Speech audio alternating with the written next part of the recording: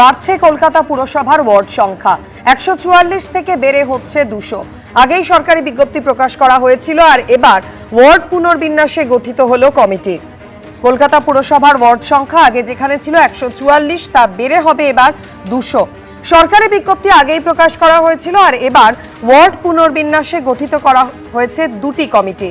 দুটি পৃথক কমিটির একটি কেন্দ্রীয় স্তরে কাজ করবে আর অন্যটি বড় ভিত্তিক কমিটি গড়ে দিয়েছেন পুর প্রশাসক স্মিতা পান্ডে। এলাকায় ঘুরে তথ্য সংগ্রহ করবেন আধিকারিকরা। এক একটি ওয়ার্ডের ভোটার সংখ্যা হবে ১৬ থেকে ১৮ হাজার মানুষ।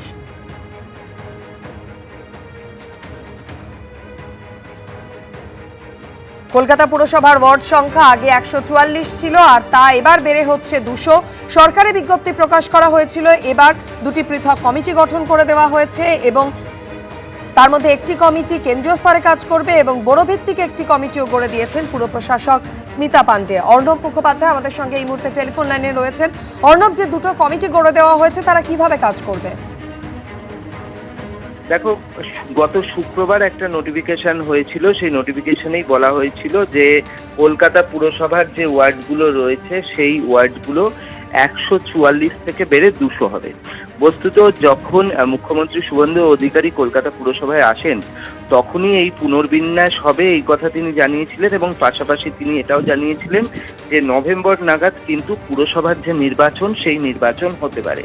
অর্থাৎ পুনর্বিন্যাসের পর নভেম্বর মাস নাগাদ হচ্ছে কলকাতা পুরসভার নির্বাচন হবে এবং সেই পুনর্বিন্যাসের যে প্রক্রিয়া সেই প্রক্রিয়ার ডিলিমিটেশনের প্রক্রিয়া কিন্তু চালু হয়েছে এবং সেটাতে নোটিফিকেশন হয়েছে গত শুক্রবার এবং গতকাল পুর প্রশাসক স্মিতা পান্ডে যেটা জানিয়েছেন যে তিনি জানিয়েছেন ১৪৪ থেকে ২০০টা ওয়ার্ড করা হচ্ছে এবং প্রত্যেকটা যে ওয়ার্ড হবে তার জনসংখ্যার ভিত্তিতে এগুলো করা হচ্ছে যাতে করে উন্নয়ন সবার কাছে পৌঁছয়। এর আগে কলকাতা পুরসভার ওয়ার্ড কোনোটায় ধরো ৪৫,০০০, কোনোটায় দেখা যাচ্ছে ২০,০০০, এইরকম একটা হবে না। প্রত্যেকটার মধ্যে একটা সমতা থাকবে, অর্থাৎ এক একটা ওয়ার্ড সেটা ১৬,০০০ থেকে ১৮,০০০-এর এক একটা ওয়ার্ড হবে এবং সেই অনুযায়ী যেগুলো বড় ওয়ার্ড আছে সেইগুলোকে ভাঙা হবে। তবে কোনো বুথ সেই বুথ ভাঙা হবে না, অর্থাৎ একটা বুথ সেই বুথটা একই থাকবে কিন্তু ওয়ার্ডটার পুনর্বিন্যাস হবে এবং তার পাশাপাশি যেহেতু এলাকা বাড়ছে না শুধুমাত্র পুনর্বিন্যাস হচ্ছে সেই কারণে বড় যতগুলো ছিল ততগুলো বড় থাকবে, অর্থাৎ ১৬টা বড়োর আন্ডারে কিন্তু এই ২০০টা ওয়ার্ড থাকবে। যেহেতু তোমার এলাকা বাড়ছে না শুধুমাত্র জনসংখ্যার ভিত্তিতে পুনর্বিন্যাস একটা করা হচ্ছে এবং সেই কাজের যেটা জানিয়েছেন পুর প্রশাসক স্মিতা পান্ডে যে এটার জন্য কিন্তু যে ফিজিক্যাল ভেরিফিকেশন বা স্পট ভিজিট সেইগুলোও হবে। দুটো টিম তৈরি করা হয়েছে, একটা টিম হচ্ছে তোমার উচ্চ পর্যায়ের টিম যারা পুরো বিষয়টি নিয়ে আলোচনা করবে এবং আরেকটি হচ্ছে বড় ভিত্তিক টিম, তারা বড়তে গিয়ে কাজকর্ম করবে। এরপর এই পুরো বিষয়টা কিন্তু জানানো হবে ইউডিএমএ কে, অর্থাৎ urban development and municipal affairs ডিপার্টমেন্টকে জানানো হবে এবং এই আরবান ডেভেলপমেন্ট মিউনিসিপ্যাল অ্যাফেয়ার্স অর্থাৎ পুর নগরোন্নয়ন দপ্তর পরবর্তী সময় বিজ্ঞপ্তি দিয়ে এটা ঘোষণা করবে যে কলকাতা পুরসভার কতগুলি ওয়ার্ড হলো এবং সেগুলোর তোমার ভৌগোলিক রূপ কিরকম থাকছে, সেগুলোর জনসংখ্যার ভিত্তি কিরকম থাকছে, সেগুলো হচ্ছে পুর নগরোন্নয়ন দপ্তর পরবর্তী সময় ঘোষণা করে দেবে। এখন এই প্রক্রিয়াটা সবে চালু হচ্ছে, প্রক্রিয়ায় এখনো অনেককেই অন্তর্ভুক্ত করা হয়েছে।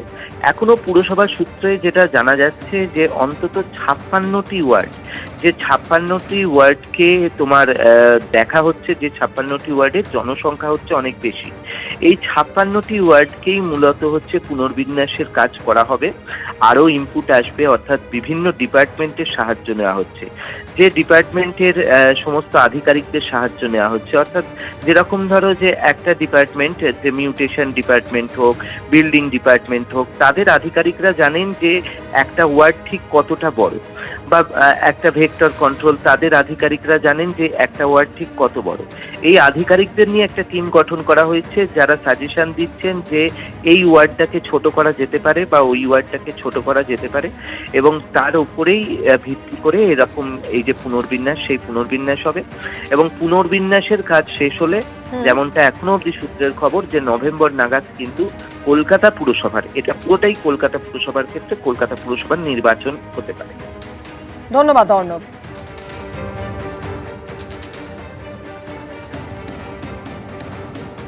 আমাদের বিভিন্ন ওয়ার্ডের যে পপুলেশন আছে ওইটা একটু স্কিউড আছে, কোনো ওয়ার্ডে খুবই কম আছে আর কোনো ওয়ার্ডে অত্যন্ত বেশি আছে, মানে as low as 10,000 plus and as high as 84,000। তো এইটাকে স্ট্রিমলাইন করার জন্য একটা এক্সারসাইজ নেওয়া হয়েছে, একটা ডিলিমিটেশন এক্সারসাইজ নেওয়া হয়েছে। 144 ওয়ার্ড থেকে বেড়ে আমরা 200 ওয়ার্ডের দিকে চলে যাচ্ছি।